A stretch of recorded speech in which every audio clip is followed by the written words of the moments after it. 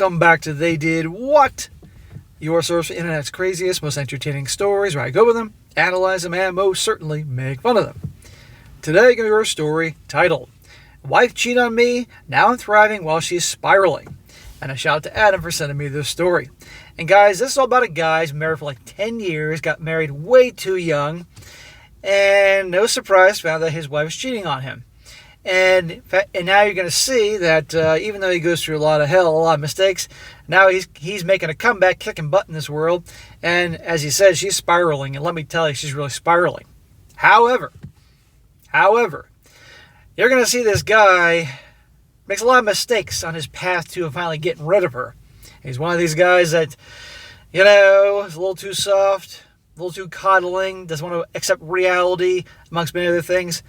And definitely going to make you want to smack him along the way. However, eventually, you'll see enough's enough and he'll handle things right. And that'll be a good reminder here, going to go over here, guys, that when you find somebody's cheating on you, girlfriend, fiance, wife, whatever, end it. I know it's hard. I know your emotions are, your heart's ripped out and stomped on the ground. I know you don't want to break up a family, but I'm telling you that it's not going to stop. She's going to keep doing it. You take her back, she's going to respect you even less. And yes, nobody wants to break up a family, but there ain't no family anymore. And you got to do what's best, not just for you, but also your kids. And a lot of times, it's best for the kids to part ways. Even though a lot of people disagree with me on this, I've had countless people write in and say their parents, there was cheating going on, there was fighting going on growing up, it would be better if they split up. And you're going to see this. So it starts off, says here, today marks what would have been the 10-year wedding anniversary for my ex and I. I'm 32, she's 31. Smack! That means, you heard it, he got married at 22. And she was 21. Why, God, why? If she got pregnant and they absolutely were in love and knew they were going to get married one day anyway, then maybe perhaps I can kind of, but still, there's no reason. They're kids. Nowhere near level of maturity. I know legally 21, 22 is not a kid. I know people always say shit to me. That's something. They're not kids. Many of you know the maturity level of the youth nowadays, the 20-somethings. Yeah, not much different than like junior fucking high when I was in school. So, not quite ready to get married. Had to say it. I know you're like, shut the fuck up, SSM. I've heard this more times than I can count. Well, I get new people all the time, and I gotta keep saying these things. We met in middle school, began dating in high school, and got married shortly after college. We have 3 kids together. My ex, Anna, spent the years early on in the marriage as a stay-at-home mom. As years went on, she became increasingly bored with that and eventually restarted her college education. Well, if I spent years listening to fucking Sesame Street and SpongeBob, I'd probably get bored with that too. Although SpongeBob was actually pretty funny. 15 years ago, my nephews were little kids. I'd be over their house watching them, and they'd be watching SpongeBob. The show was pretty fucking funny. But anyhow, the point is, yeah, she got bored. Fair enough. She went back to college. With 1 semester to go, she decided the major she was pursuing no longer interested her, and she dropped out of college. She went back to school, went all the way, and dropped out before getting the fucking degree 1 semester before. How stupid is that? Just finish it, for God's sake. Get your degree. That will help you with your earning potential. She's already spent the money. God's sakes. Instead, she began working as a waitress in a local restaurant. Her best friend, Monica, a 38-year-old female, also worked there. Oh, for God's sakes. She could have just done that anyway, not wasted the money on school. She enjoyed the work and seemed to be doing a good job with it. She was making friends for the first time in years. Her depression was getting better and it seemed a positive change in her life. Well, I worked in restaurants for years during late high school and college, okay? And restaurants are good for a stage in your life. But restaurants, for anybody who worked in restaurants will tell you this, guess what? It is gossip central. It's like fucking high school. And I might add, everybody's sleeping with each other. So this is not exactly a good environment for a 31-year-old woman to go in, a mother of 3, whose top priority should be her husband and family. It's going to be like she's missed the old times and making up for it. Watch this. I work full-time and with the well-paying job serving... Let me start again. I work full-time and with the well-paying serving shifts taking place at night and on weekends, I took on additional responsibilities at home so she could work those shifts. I adjusted my work schedule to have more flexibility for taking the kids to and from school or to be at home with them on random days off. I took them to all their weekly sport practices and after-school activities.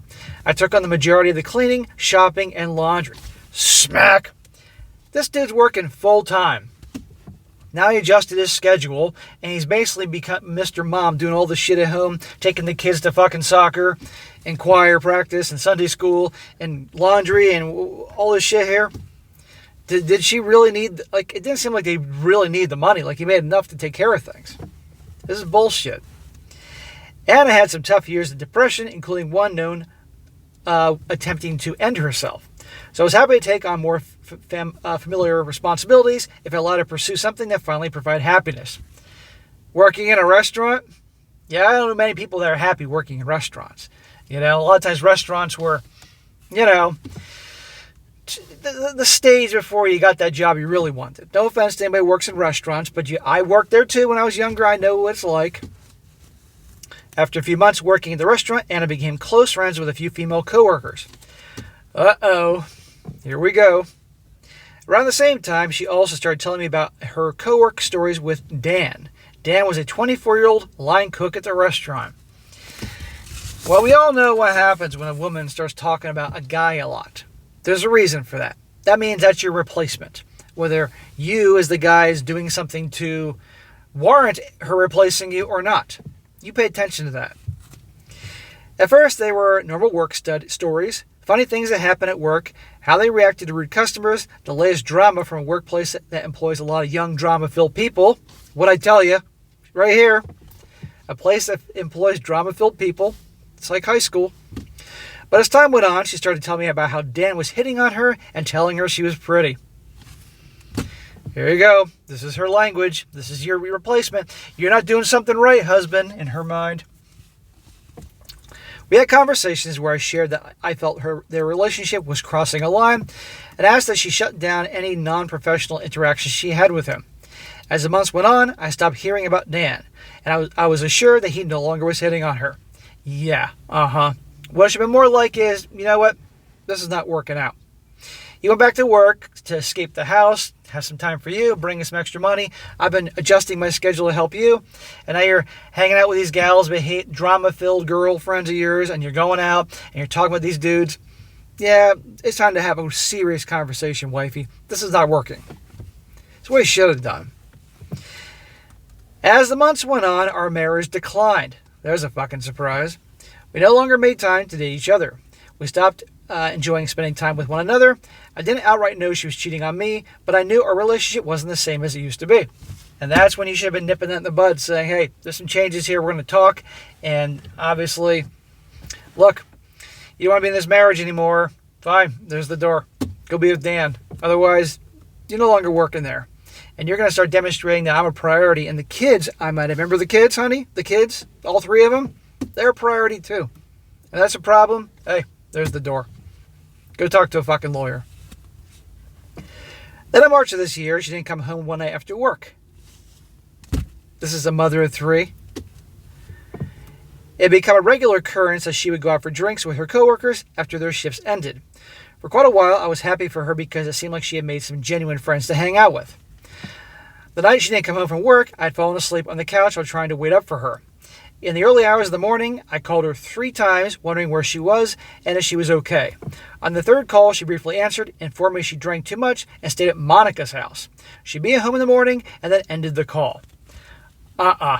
You see, guys, where this has gone way too far? Where it's his job to nip in the bud? She's demonstrating through her actions how little her husband and kids mean to her. She's a fucking piece of shit. But this guy is obviously too fucking nice. Monica had been friends with Anna for several years. We went on double dates with Monica and her ex-husband James prior to their divorce. Monica has a daughter the same age as my daughter, and they're best friends. The problem with Anna's story was that Monica and I were at our daughter's dance practice the night Anna didn't come home. What an idiot. She's saying she's with Monica, and Monica and him are together at the dance recital or whatever. I knew that Monica was at home with her daughter after dance, not out at a bar drinking. So it didn't make sense for Anna to be at her house. Well, genius, what do you think she's doing? Remember Dan from the kitchen? I resolved that I'd talk to Anna about it tomorrow and try to get some sleep before the kids would wake up in a few short hours. As I was drifting off, I remembered that we shared our phone locations through a parental controls app that we use for our daughter's phone. Frantically opening the app, I could see her location was in an apartment building several miles away. It was the same apartment building that she had once told me that Dan's building when we were driving past it. Shocker. And are you fucking kidding me? They're just driving down the street to go have dinner and Outback with the family. It's like, oh, there's where Dan lives. Like this guy's like, I give a fuck, honey. At 5:30 in the morning, for the next 3 hours, I sat on the couch thinking about what I'd say to her and waiting for her to walk in the house. No, she comes back in the house and you can say, bitch, get out. That's what you say. At 5:30 in the morning, I heard the garage door open. She came stumbling through the door a few minutes later, heavier under the influence and looking like she hadn't gotten any sleep. Well, she was getting something and it wasn't sleep. Please tell me she Ubered home or somebody sober dropped her off. If she was drinking and driving, as if I didn't already despise this woman already. I asked her where she'd been and why she didn't come home that night. She reiterated that she was with Monica after having too many drinks and she couldn't have her safely driven herself home that night. When I said that I saw Monica dance and knew that she had her daughter with her last night, Anna changed her story and said she was actually at a different coworker's house, Natalie. Oh, now it's Natalie, huh? Who are you going to say it's fucking Natalie Portman? Well, guess what? Natalie Portman is out in fucking Los Angeles or something, regretting kissing Hayden Christensen in Star Wars. Nope, try again. It wasn't Natalie Portman. I replied saying that Natalie lives in a single-family house, but her location showed her in an apartment building. After a pause that lasted what I'm quite confident was several years, I asked, are you having an affair with Dan? To which she simply nodded, yes. No shit, Sherlock. Okay, go pack your bags, honey. Get out. In the coming weeks, we spent time trying to decide if we could repair things or if our marriage was over. What do you mean trying to determine if your marriage was over? Smack! I told you guys it's going to take a little time for this guy to wake up here. Maybe he was dropped on his head as a child. I don't know. But still, it's over. We went to couples therapy, and I went to therapy individually too. I knew that I didn't love her anymore, but I wanted to have a chance to see if we can make things work out so I didn't lose time with my kids if we were to separate. I get that he doesn't want to break up a family, or all these dads don't, and I get they don't want to lose time with the kids, let alone have her be along with their nitwit mothers. This is not working, okay? Have some self-respect. And the kids are obviously pretty little. You can work something out, but the kids are going to know everything's screwed up and having their mom come home drunk and all that, and she's fucking another dude. What the hell's the matter with you? Go talk to a lawyer. And watch this. Anna agreed to give us another chance and told me that she ended things with Dan. Did he just say that his wife, the cheater, agreed to give them another chance? Like, no, it should be him agreeing. She broke things off with him at a coffee shop, not knowing what his reaction would be and wanting to do it in a public place. I spent that night consoling my wife as she went through a breakup with her boyfriend. Smack! You're consoling your wife. Your wife. The mother of your 3 kids, 3 kids, because she had a breakup with her boyfriend? Are you fucking out of your mind consoling her? She'll be consoling you and doing anything to keep you from kicking her ass out. She's an asshole. We can all agree here. I think I can speak for everybody here, 99.999% of you. But this dumbass is not exactly helping his case here. No wonder she doesn't fucking respect him. This guy's a fucking bag of dicks. He's an idiot. Come on here, man. Have some self-respect. They don't respect you, they don't love you. The following weeks were a roller coaster. Anna and I were on a few dates and we tried to repair things.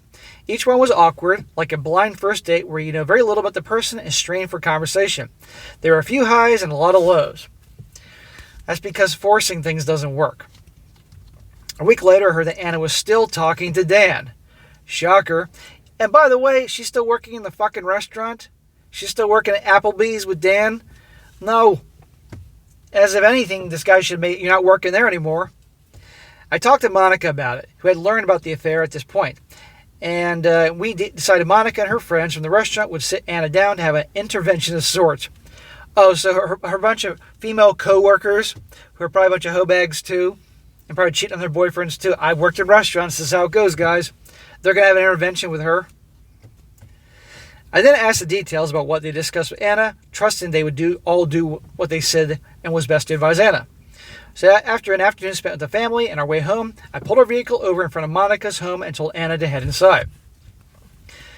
Anna quickly saw what was unfolding. She saw her friends in cars in the driveway. Putting the pieces together, they were there to talk to her. Anna refused at first to go inside, but eventually relented. Anna came home from the intervention undecided on how to proceed. Undecided? You know why she's undecided? Because, hey, why does she have to give a actual answer? Because she knows this bonehead's going to stay with her. She wanted to think about whether she wanted to be with Dan or me, and we went to sleep. Smack! I know, you guys, I know you're pulling your hair out if you have hair at this point, but don't worry. Then after agreeing to continue therapy and trying to work on our relationship, while also agreeing to stop seeing Dan again, I got a text from an unknown number a week later saying that Anna was still seeing Dan. Well, she's still working with him. Of course she's going to see him, and of course it's going to continue on. Once a cheater, always a cheater. And this dude has no spine, no backbone. As I pressed for details, it became clear the mystery texter worked with them, and I knew at that moment my marriage was over. You think? You didn't think it was over before? I had enough of this lying, cheating, and deception. Could have fooled me. The mystery texter eventually revealed their identity. As I talked to them, who's them? Is it one of these them, they idiots? As I talked to them, Monica and the other coworkers of Anna, I learned quite a few things about the affair that had been happening for more than 6 months. Shocker. Remember when she was talking about dear old Dan? That they were talking about getting married and having kids. Oh my God. I learned that after Anna knew I was checking a location, she'd park her car with her phone in a non-suspicious location, her work, friends' homes, grocery store, etc., to make it appear that what was doing something legitimate. All the while she was continuing to cheat on me with Dan. Look, we learned stupid. They know how to be sneaky. Late the evening of finding out from the mystery text that Anna was still cheating, I woke Anna from her sleep and said we were getting divorced. Thank God. It's about time, dude. Honest to God. She's probably like, finally, he grew a pair. I said I run out of the house ASAP and that we'd figure out the rest later. Good for you. Good for you. God's sakes, I still think he was dropped on his head as a child and he can't just, put things together here. In the weeks between the intervention with her friends and us formally separating, Monica and I had been texting quite a bit.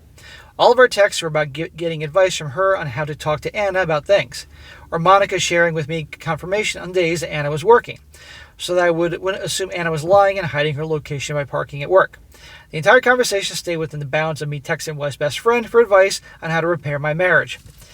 Guess what? She and Anna the wife and Monica aren't friends. Following the decision to separate from Anna, I joined a few dating apps. Initially, it was to show Anna that I was serious and moving on, despite my head not being in any place to date actually anybody new. Dude, you should not be dating it. You need to be focusing on your kids. The kids that their world's turned upside down because mom's moved out because it's mom's fault. Letting those kids know that you love them no matter what, being there supporting them, not swiping left and right on the fucking dating apps and going out on dates with chicks that you don't want to date anyway. Those kids need you, their dad. And not being around their shithead mother. And if you're in no position to date because you're not much of a man. You got to work on some stuff, my man. One night while the kids were with Anna, while I was spending the evening mindlessly swiping left and right, while also texting Monica after she checked in on me to see how I was doing, I decided to ask Monica to get some drinks and talk about how awful Anna had treated both of us. So obviously Monica and Anna aren't friends anymore. Dude, really? Her now former best friend? Now that's funny and all, because we can all see where this is going, but still. Throughout the affair, Anna has spent a lot of time lying to Monica and lying to me about being with Monica when she actually wasn't, and Monica was hurt by that. Well, you know what happens with a hurt best friend? That means fucking the husband. The evening with Monica went great. We spent 3 hours talking and laughing, sharing things about each other's exes and how they had treated both of us. Her divorce was further along than mine, so we chatted about that too. I'd known Monica for several years at this point, previously as my wife's best friend, so I was enjoying getting to know a different side of her. Well, you're about to see a whole different side of her with her clothes off, dude. Now, again, this is funny. He can have fun with her former best friend, but remember, they're divorcing now. This ain't going to help his case. The best thing he can do is stay away from any women right now and focus on the kids. Look good for the judge in the state. Because now she can say, well, look what he's doing here. Several weeks later, Anna finally moved out. What do you mean finally moved out? You told her to get the fuck out. She ran a new place, and we could finally start moving on with our lives apart from one another. Since then, life has been a tale of two stories. I've been in a relationship with Monica for 6 months. Finally finding someone that is a good person, makes me happy, and enjoys being with me. Dude, I'm glad you're feeling good after obviously feeling pretty shitty for a while now. But jumping into another relationship after a 10-year marriage, that's fucking crazy. And I might add, this chick's getting divorced too. Now, maybe it's possible that Monica did everything right and her husband's a fucking shithead and all that. But, you know, the odds are that's not the case. You're moving too fast. You're going to make the same mistakes.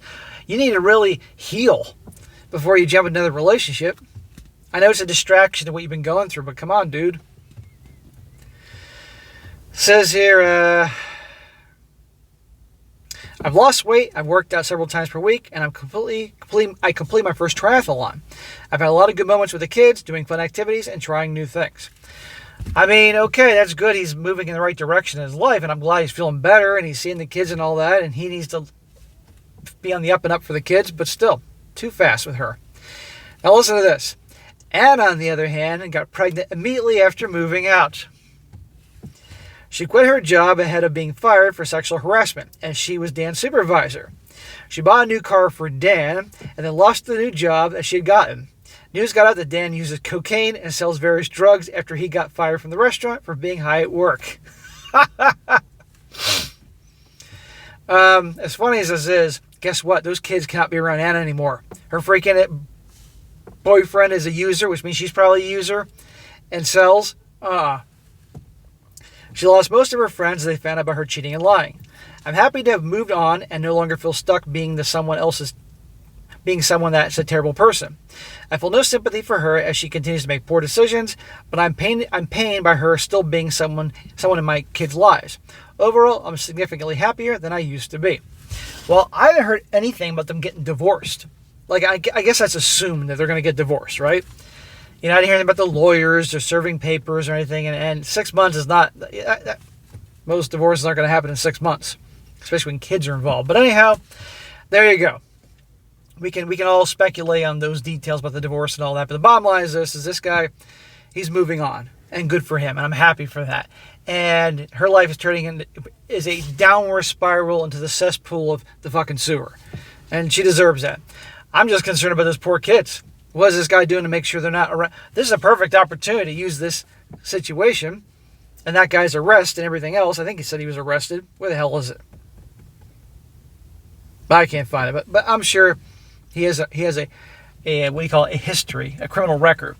Why isn't this guy using this so the mother can't see those kids? But anyhow, there you go, guys. You don't take back a cheater, and if you don't, guess what? If you do take them back, they're going to lose respect for you and keep doing what they're doing. She's a big, giant a-hole, but this guy did not help his situation. She probably saw him as the most weak, pathetic jackass she'd ever seen in her life. Just so completely naive, and I know they want to break up a family and all that, but still, it's like, come on, man. You were cuddling her and there-thering her when she broke up with her boyfriend. We all heard that part, wanted to barf, amongst many other things. So, guys, you're in a situation. I got relationship guys on this channel. This happens to you. Your girl's cheating. End it. Don't be like he was through 87% of this whole story here. You can be like him in the last part of the story when he kicked her out and moved on and banged her best friend. I'm okay with that part.